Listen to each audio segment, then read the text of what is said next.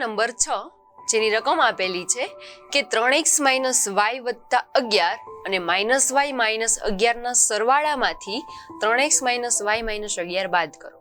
જો અહીંયા એક જ રકમમાં બે દાખલાઓ આપેલા છે. પહેલો દાખલો એ કે પેલી બે રકમનો સરવાળો અને જે જવાબ મળે છે એમાંથી જે ત્રીજી રકમ છે એની બાદબાકી, એટલે કે ટોટલ બે દાખલા થશે. તો પહેલો દાખલો ગણીએ કે આપેલી બંને રકમનો સરવાળો કરીએ. તો અહીંયા લખીએ કે 3xy - y + 11 અને -y - 11 નો સરવાળો કરીએ. તો જે થશે કે 3x - y + 11 વત્તા, કેમ કે સરવાળો છે તો વત્તા -y - 11. હવે કૌંસ છે તે છૂટો પાડીએ, પરંતુ વચ્ચે પ્લસની નિશાની છે તો બીજા કૌંસમાં રહેલા પદમાં કઈ જ નિશાનીમાં ફેર પડશે નહીં. તો અહીંયા થશે 3x - y + 11 -y - 11. હવે સરખા ચલવાળા બાજુમાં ગોઠવીએ. તો x વાળું ચલવાળું માત્ર એક જ પદ છે તો અહીંયા એક વાળું એક જ લખીએ 3x. y ચલવાળા બે પદ છે -y - y, તો બંનેને બાજુમાં ગોઠવીએ -y. અચલ પદ બે છે +11 અને -11. હવે વારાફરતી સરવાળા બાદબાકી કરીએ તો કે 3x છે એકલા છે તો 3x.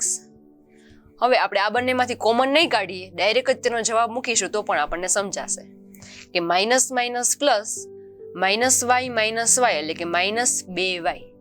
શા માટે નિશાની માઇનસની? કેમ કે મોટા પદની નિશાની, એટલે અહીંયા આવશે -2y. +11 - 11 જે સરખા છે, નિશાની વિરુદ્ધ છે તો બંને ઉડી જશે તો અહીંયા આવશે 0. હવે આપણો જવાબ થશે 3x - 2y. 0 લખવાની કઈ જરૂર નથી. આ થશે પહેલા દાખલાનો જવાબ કે આ બંનેનો સરવાળો. હવે જે જવાબ આવે છે એમાંથી ત્રીજી રકમ છે તે બાદ કરવાની છે. અહીંયા લખીએ કે હવે 3x - 2y માંથી 3x - y - 11 બાદ કરતા. તો જે પહેલું પદ છે એને પહેલા અને જે બીજું પદ છે એને બીજા પદમાં લખવાનું.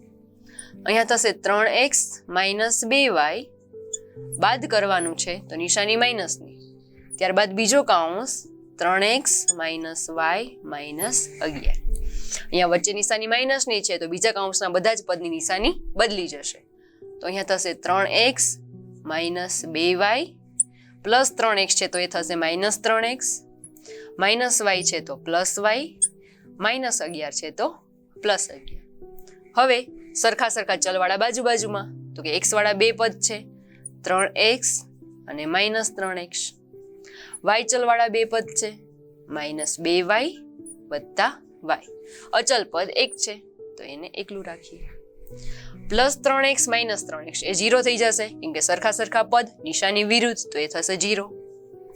-2y + y, minus plus minus બે માંથી એક જાય તો વધશે 1, પાછળ રહેલો છે ચલ 1 એટલે કે 1y. નિશાની આવશે મોટા પદની એટલે કે -1y + 11. 0 લખવાની કઈ જરૂર નથી તો જવાબ થશે -y + 11. આ થશે આપણો ફાઇનલ જવાબ.